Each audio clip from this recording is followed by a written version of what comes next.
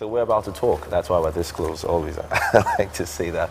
But of course, we're about to talk of something very important. We told you at the beginning of the show that today, by the UN, it's celebrated as the World Radio Day. You know, a day marked, you know, to take stock of what the radio has done, the importance of radio and all of that. But this time, we are going to be looking at it through the eyes of the gospel, the impact of the gospel through radio. Imagine if there was no radio.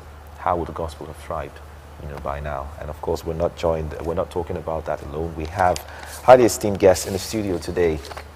I could say a fellow presenter, but this time a radio presenter, and a very, very a veteran he is. His name is Victor Ijoma. Yeah? Victor Ijoma, you're welcome. He is. He has a stage name as Victor. All right. He's a radio presenter of Loveworld Radio. You're welcome. Yeah, nice to meet you. Good to have you. Good morning. We also have Diola Badebo, who is the HOD, the head of department, yeah? Yes, thank you. Of Loveworld Radio. You're welcome. Thank you very much. Good morning. Good to Pleasure have to you. have you. Okay. Okay, so let's start by today's World Radio Day, you know, celebrated world over, and basically the focus is on innovation and youths, looking at the impact that radio has made. So, you know, being radio people, being on-air personalities, what is your personal experience as to the impact that radio as a medium, you know, has made in the lives of people generally? Okay, maybe I should first of all look at the platform radio as a whole. You know, our man of God has told us that the word of God is actually what defines the purpose of anything.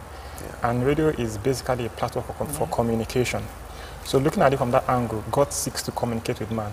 So our perspective of the radio technology, of the radio platform, is that it's a tool for God to communicate with people, to communicate in his purpose, in his plan, and his vision for their lives. And that's what we take advantage of. Okay. Share the same views? Yes, very strongly. You know, if you look at radio, 75% of the developing countries, their households, all have access to radio sets. Okay. So, like he said, God's word defines the purpose of anything. And okay, I don't mean to go all scriptural, but I think I should, because I'm a Christian. The Bible says faith cometh by hearing. Okay. You understand? Yeah. Now, it didn't say faith coming by seeing. Okay. Now, I know the TV guys are going to get radio. Exactly. So you can say faith coming by radio. Oh, nice. Yeah, that's what I always tell people. Nice. But they're hearing us from this platform. All the same. If you didn't have visual, if you had audio, you're good to go. That's true. That's true. I mean, Very how many true, people have very visuals while driving? Yeah, I think that's one very important Very thing. true. Okay, now we just watched Vibrant Generation, some clip, a report of it. I wanted you to comment. Your views on that program. It was immense. It is still immense because we're still getting testimonies from that one event. In your platform, or on your platform, how do you seek to drive the message? What kind of testimonies have you been getting? How have you been containing the traffic, you know, from? Okay, now the thing is this. You talked about the event, the Vibrant Generation. Yes, and now, many others as well. That event was an epoch-making event, I tell you, because there were lots of testimonies, lots of miracles, even till now. Yes. Even till this very minute. Now, you asked, you said, how do we reach people and the impact of radio so far? Now, we've had records, we've had testimonies of people give their hearts to Christ. We've had people being healed because we have pastor's message being played on our radio platform. Regularly. And you have people who send in mails and say, oh, I was healed listening. Now, the thing with radio is this. In countries where they have this barricade on some form of visual content. Okay. Radio, and thank God for the internet, radio makes its reach to that point. So we're talking about countries in the Middle East. Okay. You know how strict they can be when it comes to whatever it is you're showing them. You know, so or whatever it is you're presenting to them as a means of mass medium.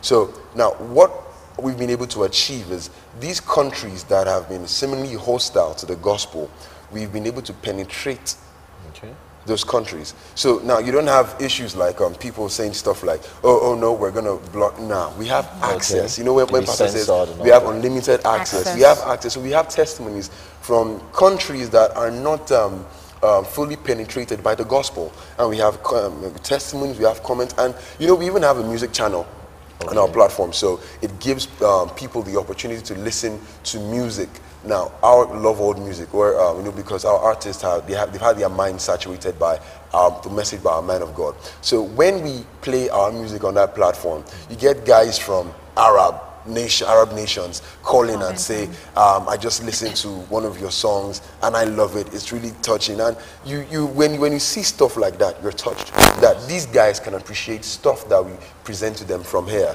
So we're limitless. Okay.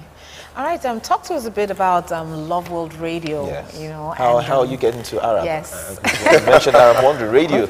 When someone says radio, immediately you think of a local terrestrial radio station that you need to tune into and then get the frequency. And when you start driving so far from the receiver, it starts breaking, and then you look for a clearer station. So when you talk about Arab and where you're, the interesting thing is that radio is a platform. Yes. And you can have radio on the internet, radio on terrestrial, radio on satellite. Okay. So what the multifaceted nature of the radio platform has allowed us to do is that it allows us to extend our reach from a standing perspective. Wow. So for instance, I spoke about the Arab nations. Right here in our studios, the Loveworld studios at the LCA facility, we're able to reach those nations through our internet radio. Amazing. That's Loveworld Internet Radio. I say Loveworld Internet Radio is the ministry radio. See, there we are able to fully showcase and express the message of the ministry. We are fully unlimited. It's 24/7. So you have music, you have message, you have drama, you have various areas, various genres of expression of the ministry's message. So in that way, we are able to reach people. So if you have someone who is interested in music, Loveworld Radio reaches such a person. Someone who has a talent in dance or in drama, we are able to reach out to such. And you have those who just want to grow in God's word, learn more about God's word. They listen to many of our senior ministers, including our president, on Loveworld Internet Radio. So it's helping us reach many people. We were checking the back end yesterday, and I was excited to see that we had people from Korea listening to Loveworld Radio. And that's amazing. That's just amazing and very inspiring. So that's what the internet platform has helped us to do. Pastor always says that the internet is bigger than TV, is bigger than any other platform. So what anybody seeking to reach the whole world needs to do is, if you're on TV, you get your TV on the internet. If you're on radio, get your radio on the internet. So that's what we have done, and the reward has been massive. Okay, so how about, how do you measure feedback or the people that you reach? How do you get to know how do you monitor the feedback from them? Yeah, there is a back end from which you're able to tell where the countries are. And like you said earlier, last year we had response from nearly 150 countries. Wow. Many of these countries we've not visited. In fact, we began to learn you don't even have visa to name. countries. We found out that such and such countries existed. Okay. But you've been there back. Exactly. Amazing. But some of them we found out that such countries existed through our back end. We had never heard of them. We are talking of countries like Turkmenistan, Kazakhstan, new countries. So that's what we've been able to achieve through that. People from and the back end, technology has gone a lot far these days. So the back end can give you who is listening, where is this person listening from, IP addresses, a lot of information on the paper. Then also on our website, we have a lot of feedback channels where people can, I like this message. Who's the preacher? I like this song. Who is the singer? Things like that.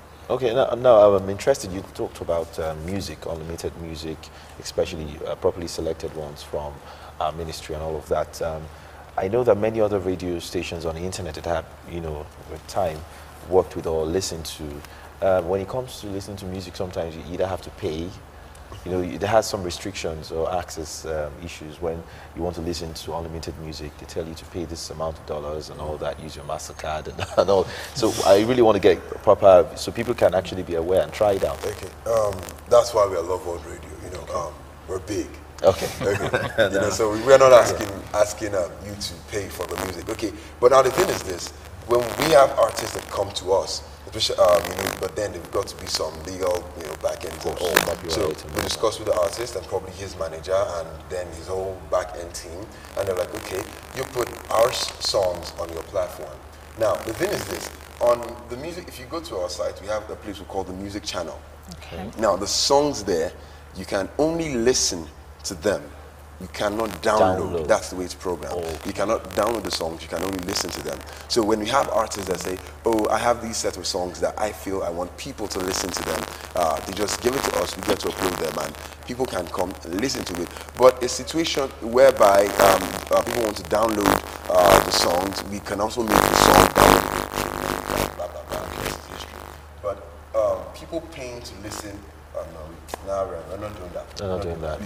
Maybe not yet, but we're not doing that. That's amazing. Yeah. I want to also look at other radio stations, because we're looking at World Radio Day. Yes. And we're looking at the impact of the gospel through radio, not just through Loveworld Radio. Yeah, but it's good that we already know that. I mean, we have a forerunner of impact talking about the gospel in radio. But other radio stations, what do you think is the major challenge that we have?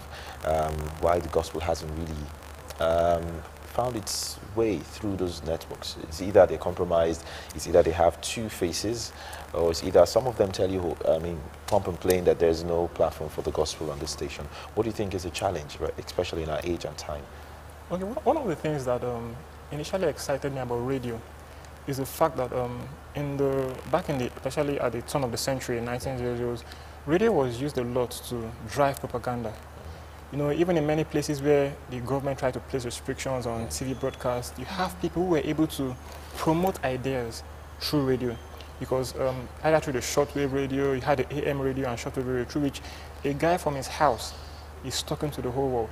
Just yesterday, I was reading about different radio shows, and for instance, in America, you have what you call the Limbaugh show, and this is a man that talks to like 13 million people on a daily basis. Then you have other shows, several shows where you have people reaching 12 million, 11 million people. If he was trying to bring 13 million people in a place at a time, that would be almost impossible. And I read about this show that you have presidents calling in to reach people on a show. You have, if Apple wants to release a product, they are talking on a show. So radio has always had that that uniqueness.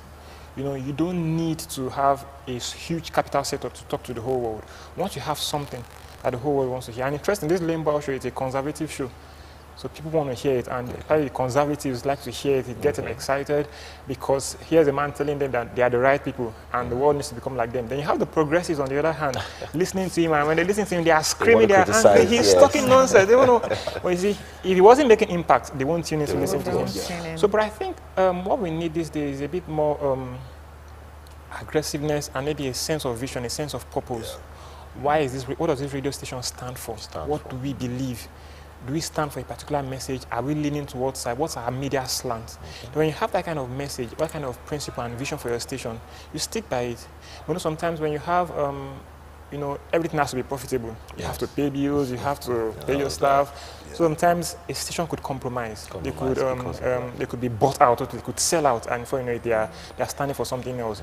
For instance, a station that believes in the gospel, probably owned by a Christian, they could have some restrictions, some difficulties in any Christian program, because maybe somebody doesn't want to hear it, or maybe they have another secular program competing and paying bigger money. So I think that if radio owners can stand for what they believe, first of all, know what they believe, then stand for what they believe, they will make an impact, and then the money they require will come. Thank you. Okay. All right. I want to, hear from you personally as an on-air personality. What has been your experience like? How do you relate with the people you listen to? How does it make you I've done radio for a couple of years before TV, so I had my own experience, but I want to know from you, how do you feel? Is there like, do you have telephone calls, for instance? Like, how do you, what's your experience like when you're sitting there behind that console or behind the mic, and then you're talking to the whole world? What's the experience been like so far? I must say that the feeling, I'm excited to know that I'm given a privilege to reach out to people. One, it's a very big privilege. And I would say it's a mixed feeling. Sometimes you feel like a pastor. Sometimes you feel like an entertainer. And sometimes both feelings collide. Because now I'm the entertainment guy. I'm the on-air guy. And I'm trying to keep you entertained with what I have for you. But at the same time, I love the fact that I'm first of all a Christian. Like what he said. If a lot of us can be tenacious enough at what we do, then I think the gospel on radio will stick better. Now, how I feel, sometimes we get mails from people that say stuff like, I just listened to you now on radio, and I want to say I was blessed by a broadcast, I was blessed by this, and they have testimonies, they have comments. Sometimes they have questions, opposed to weird stuff. You know what I mean? Yes. And when I see these things, I look at everything and I just smile and I'm happy. Now, why I'm excited is because of this. When God has placed you in a place where you are able to reach people, especially people beyond your everyday regular reach, then that means you have a voice that the world needs to listen to. So how that makes me feel is, Victor, whatever it is you are doing, you've got to remind yourself that you are a model for Christ, and people are looking up to you. They might not get to see you or get to meet you in person, but it kind of preserves me in a particular path. Okay. You know, so I just know, like Pastor, I'm set on a course that I must follow. I cannot afford to jump off that course. Why? Because there are people listening to me, there are people who look up to me. You know, for instance, now, if you bring a book to my platform, to our platform, and you say, we want to promote this book. Now, if I pick up the book and I say, hello everyone, this is Victor from Loveworld Radio, and I'm holding this XYZ book in my hand right now. It's a lovely book, I've read through it. I think you should grab a copy. Now, just for saying that alone. Just for saying that alone. There are people who might never have picked up that book at the bookstore. But because Victor says, they're like, oh my God, I got it. That's why the radio is a very powerful tool. It could either be used for good or for evil. Exactly. If, like he was saying something back then during the World War times, they communicated through radio devices. Most of the time. You know, so if a guy who has reached to over 13 million people says something, and you know there's a power in our words. You know, if it says something that strikes the minds of people, let's say out of the 13 million, let's just say 5 million buy into his idea. If it's a destructive idea, it could be lethal. They're going to need God to help them. But if it's a constructive idea that's going to push the nation forward and impact the world at large, then everyone's going to be happy. So when I think like that, I know that, okay, God has set me in a place that I need to impact the lives of others. So it gives me so much joy. It's a great privilege. I can imagine. Okay, we're still talking about, we're looking at World Radio Day. Today is World Radio Day, celebrated in every part of the world, every continent as well. And we are taking our standpoint to looking at the gospel and how much it is thrived through the radio. Imagine a world without the radio. I've been asking that question. It's hard to imagine, really. I mean, you know, and amazingly, there are some kind of people that anytime you see them with the radio. Yeah. I'm sure you already have a picture. Yes. You know, most of them are in the northern part of, you know, this country. Once you see them, whether they're busy, whether they're selling something or busy doing some chores or work, they are always, you know, attached to their radio. Does that mean that they're better informed? Well, for us, that means what we see opportunity. Okay. You know, like you said in the north, you know, nowadays, not just the north. You have the young guys on the road, they have this thing in their ears, and sometimes you're driving and you have to honk because they aren't hearing you. Someone is way out in another world. So for us, we see an opportunity. And for them being better informed, I would say that depends on what we are able to get them to listen to. And that's our challenge. Can we present to them something that's worth their attention? Probably worth more to them than the music they're listening to. So rather than listening to secular music, we get them to listen to the word. So that's a challenge for us. And for them being better informed, I just think it's an opportunity. They are asking for information, and it's a challenge for us. If we are able to take advantage of them, then we can get them better informed. And not just better informed, but better informed of God's word, which is our own agenda. Okay, amazing. Okay. All right, so we have elections coming up, and a lot of information is coming from the radio, from media especially, and every day people are waiting to hear what's next, what's happening, who is saying what. Now, how can radio be used to promote peace? We need peace, we need everyone to conduct themselves in a proper manner, even when the elections will finally take place. We're talking of after the elections. Very likely some people are not going to be happy with the results and are probably going to go to the courts and all of that. So let's talk about the role of radio, you know, and how you know, apart from nation building also, we can ensure that peace is maintained in our community, in our society, in our environment with our platform, especially with a Loveworld radio platform. Okay, I would say back again, it's all back to propaganda and planned media campaigns. For instance, we have a stand as Christians. The Bible is clear on our role in politics, on how on how we see world leaders. First of all, our responsibility is to pray for leaders.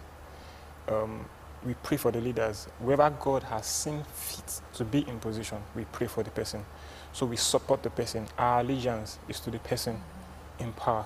So whoever gets in, it's our responsibility to pray. That's a responsibility to love and a responsibility to support.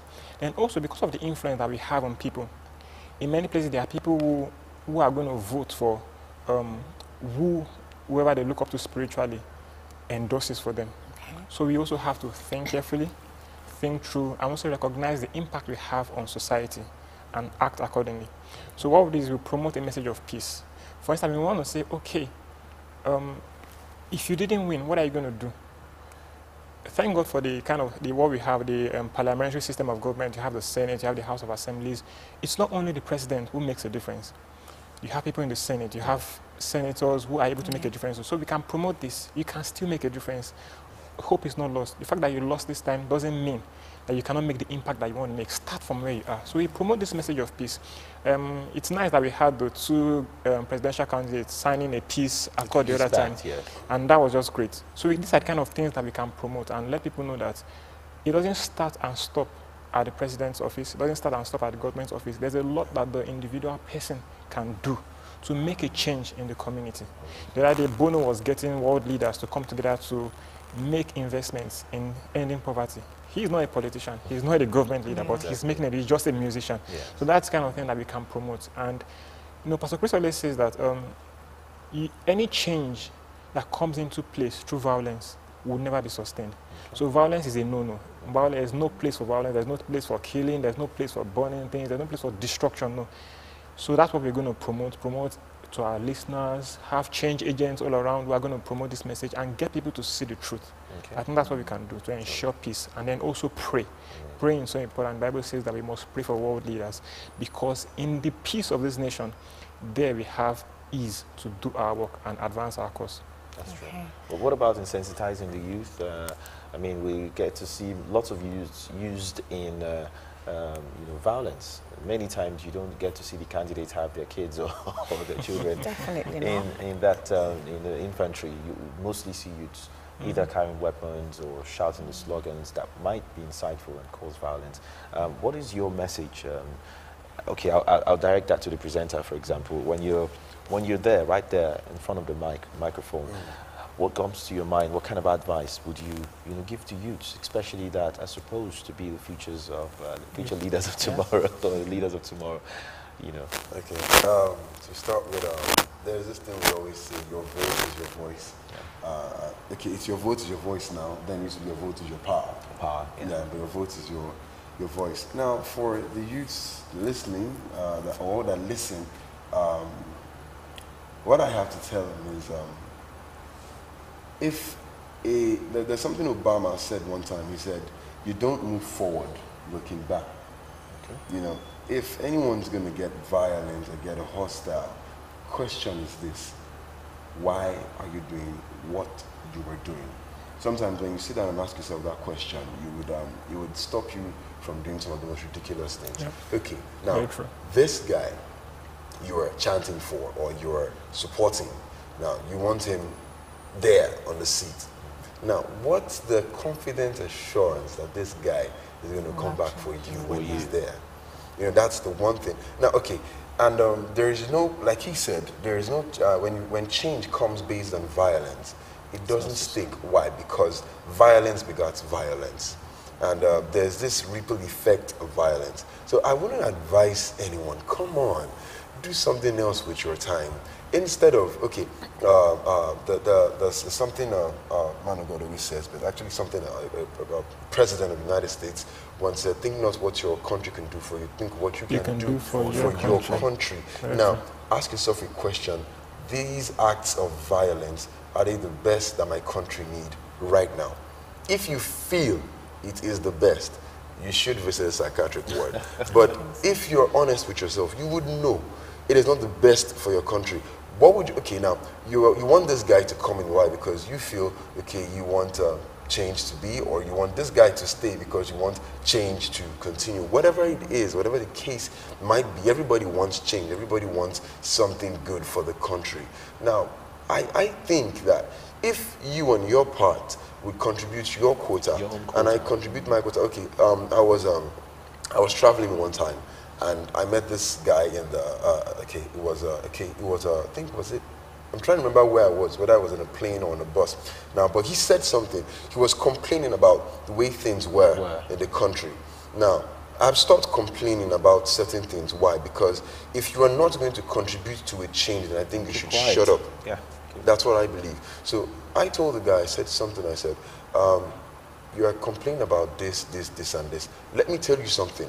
When you talk about Nigeria as a country, what makes up Nigeria is you and I and all the others. Now, if you contribute your quota, I contribute my quota, and a large number of us start to contribute our quota of the good side, I tell you, a lot of things in this country will change. But if we keep sitting there expecting someone to do something, pick up sticks, pick up arms, and start trying to cause a change through violence, we're not going anywhere. We're just trying to move forward, working backwards, and all of that. So I believe very strongly that if you're listening to me right now, then you should talk to yourself.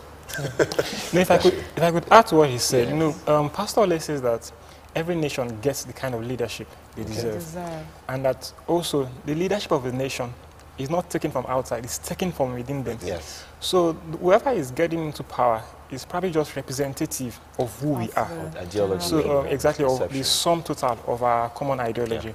So it goes back to the point that the leadership and the people of a country are just as important as that single person that is in power. So you as an individual, you that wants to go kill another person, you that wants to go beat another person, this thing you are doing is just as destructive. Yes, sir. They are like directly proportional to their president. Exactly. Okay, and very quickly, in light of World Radio Day, and this is really my last question, what kind of on-air personality ought we be, or ought we to have? I'm saying this because I'm aware that a lot of radio platforms are actually driven by their on-air personalities. I might want to listen to a particular station because I will get to hear Victor talk, or I get to hear this person talk. Yes, of the young ones. That sort of thing. So having that in mind, having that responsibility, what kind of on-air personality ought you to be? Okay. Talk to them. It's a big one. He's the presenter, let him go. Okay.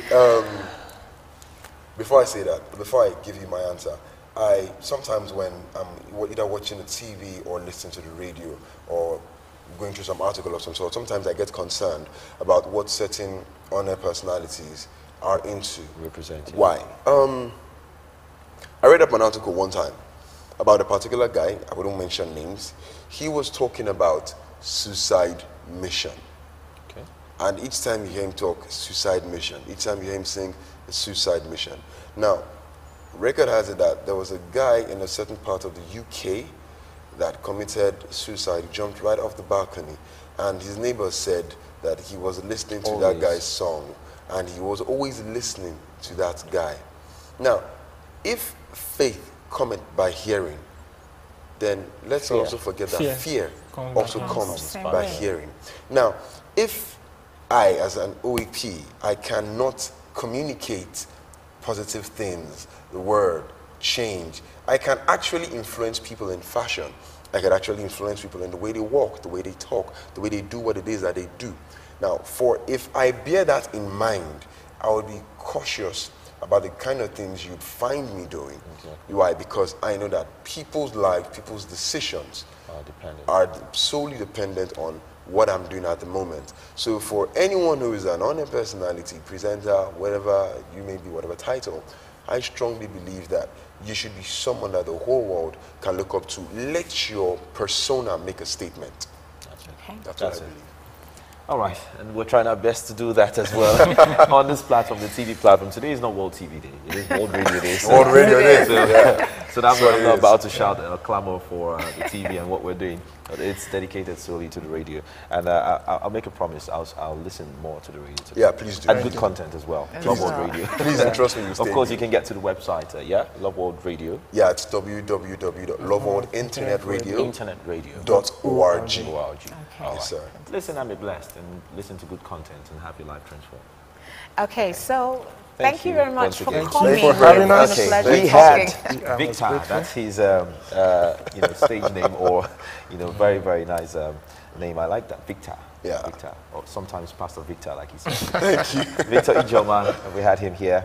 And we also had Diola Badegro, who is the HOD Loveworld Radio. Thank you. Thank you very much. Thank you so very much. I'm sure you want to get back to the studio and talk to the world. Exactly. We are waiting. Thank you so much. Thank you so much. All right, so the program does continue after this time out. Do stay.